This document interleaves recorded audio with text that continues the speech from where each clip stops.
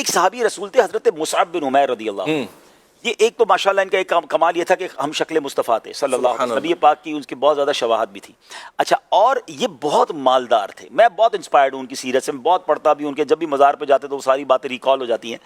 تو وہ بڑے مالدار تھے، اور جب وہ ایمان لائے تو ان کے گھر والوں نے ان کو گھر سے نکال دیا. یا اللہ. اچھا، ان کو کپڑے بھی پورے نہیں تھے، چادریں پہن کر نبی پاک کی بارگاہ میں. اچھا، گھر والے یہ سمجھے کہ اتنا ناز و نعم سے پلا ہوا ہے، اتنا پیسہ اس کے پاس تھا، سب کچھ چھین لیں گے تو واپس آ جائے گا. شہزادوں کی طرح رکھا ہوا تھا. اور واقعی شہزادوں کی طرح تھے. کتابوں میں لکھا کہ ان کا ایک ایک لباس جو ہے وہ 600 درہم کا ہوا کرتا تھا، اور اس کو فالو کرتے تھے لوگ. آج کے نوجوان کچھ ہوتے ہیں نا، کچھ لوگ لوگوں کے لیے وہ بن جاتے ہیں، ٹرینڈ سیٹر ہوتے ہیں. وہ اس زمانے کے ٹرینڈ سیٹر تھے، مکے کے شہزادے کہلاتے تھے. لوگ ان کے جیسا لباس پہننا پسند کرتے تھے. اور جب وہ ایمان لائے تو ان کے پاس کپڑے بھی پراپر نہیں تھے، لیکن نبی پاک کے دربار میں آئے، سب چھوڑ دیا.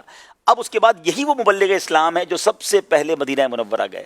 مدینے والوں نے کہا تھا کہ میں ایک صحابی دے دیں. پیارے آقا نے اب حضرت مصعب بن عمیر کو مدینے بھیجا، اور یہ جو مدینہ پاک میں اسلام پھیلا اور نبی پاک کی ہجرت ہوئی، اس کے لیے اس کے پیچھے بہت بڑا کارنامہ حضرت مصعب بن عمیر رضی اللہ تعالیٰ عنہ کا ہے. اور جب غزوہ احد میں حضرت مصعب بن عمیر شہید ہوئے اور جب تدفین کا وقت آیا تو وہ رقت انگیز مناظر تھے کہ صحابہ پیر کفن سے چادر سے چھپاتے تھے تو سر کھل جاتا تھا، سر چھپاتے تھے تو پیر ننگے رہ جاتے تھے. اللہ اکبر. نبی پاک علیہ الصلوۃ والسلام کی آنکھوں میں آنسو آئے. میرے آقا نے فرمایا، کچھ اس طرح فرمایا کہ یہ وہ مکے کا شہزادہ ہے جس کا ایک ایک لباس اتنا قیمتی ہوتا تھا، اور آج ہمارے پاس اس کو کفن دینے کے لیے بھی پورا کپڑے نہیں ہیں. پھر نبی پاک نے فرمایا، سر کو کفن سے ڈھانپ دو، پیر پر ازخر گھاس ڈال دو اور اللہ کے سپرد کر دو. اللہ اکبر. یہ وہ حضرات ہیں جنہوں ہم تو اشعار پڑھتے ہیں نا، کروں تیرے نام پہ جان فدا، نہ بس ایک جان دو جہاں فدا، دو جہاں سے بھی نہیں جی بھرا، کروں کیا کروڑوں جہان. انہوں نے پروف کیا، انہوں نے گھر بار قربان کیا، مال و دولت قربان کی، سب کچھ سرکار کے قدموں پہ قربان کیا.